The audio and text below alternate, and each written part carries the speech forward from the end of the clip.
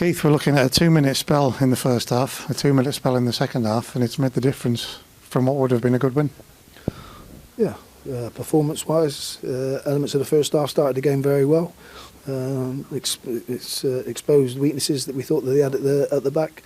Likewise, then weren't able to cover up, and they got the run of the ball and the bounces in and around the box.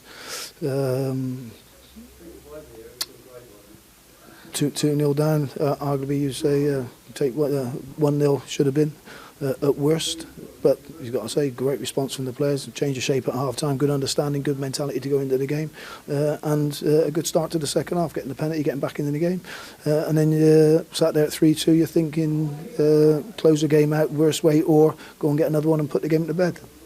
Was that naivety? Was it bad decision making in added time?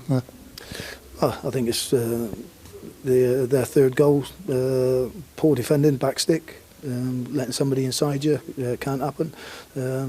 Fourth goal comes from giving away a cheap free kick, and then you know what to expect. You're going to get a hand grenade thrown in your box that you've got to deal with, and then also not only working on first contact, then you've got to get people in and around second contact.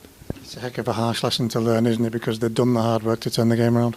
Yeah, but and I think that shows the strength of character, that they've seen it as a challenge in the second half. We knew if we get the goal, could be a different environment to go on. I think the goals that we scored very good. Missed a couple of chances as well, not only to hit the target, but to score goals.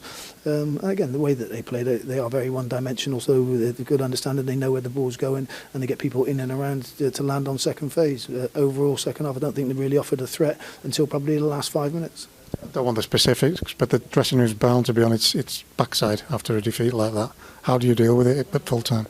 Well, again, they're disappointed. It's the nature of the game. We're professionals. We came here to win a game of football. We got ourselves into a great position. Now there's an element of disappointment, but within that disappointment, there's got to be an air of realism that people at certain times haven't done their job defensively, and then it's a case of the mentality then that we're looking for when we are getting free kicks and balls delivered into our box. How many people want to go and defend it? How many people want to be a natural defender? How many people are prepared to mark their man and block at all costs? And again, that's something we still need to work on there. It's that attitude to the last 4 or 5 minutes of the game. We need that solidity that's gone on and got us 3 clean sheets on the bounce. So it's there. And sometimes you take Clint Hill out of that defence, who's a natural at doing that. He sees that as part and parcel of his game. Ball coming into the box, he's going to go and win it, and he's going to go and compete.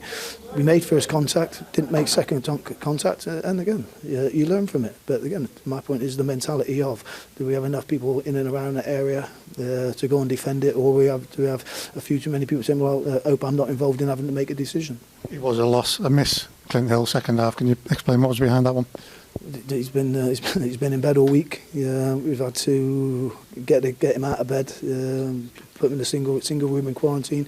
To get 45 minutes out of the lab was excellent.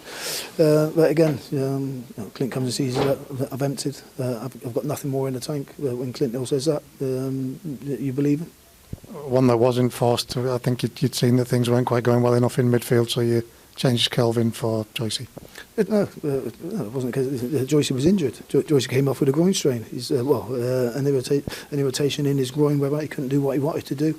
And like I say, we're coming to a stage now where we don't need injured players on the pitch because we've got competitive replacements.